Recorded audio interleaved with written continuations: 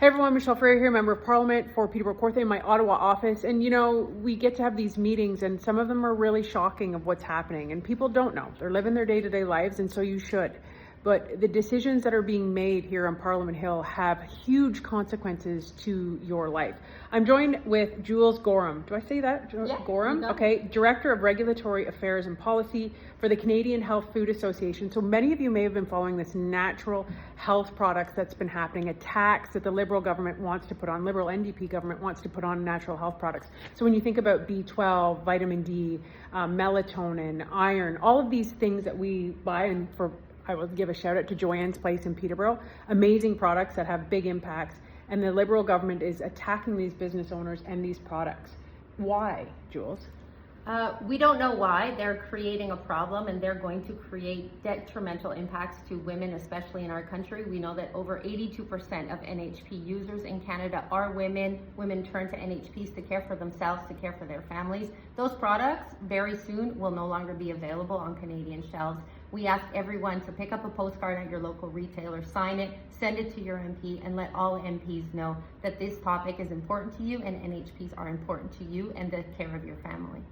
Thank you so much for bringing this up. And you know what, if you have a Liberal MP, if you have an NDP MP, you have to message them. You have to be loud. This is ridiculous. Nobody wants this. The Canadians have been very vocal on this, and so we'll continue to fight it. Conservatives are standing with you, Jules, and your organization. And to how many entrepreneurs across Canada would work in natural health products? We're looking at 54,000 people employed by the sector across Canada. Those jobs will all be impacted if these regulations are forced through. That's crazy. And just one of the things people asked, they said, oh, well, are natural health products already regulated? They are already regulated. Canada already has the strictest regulations on natural health products. You can trust if the product you consume has an NPN number, it is already regulated, it is safe to consume.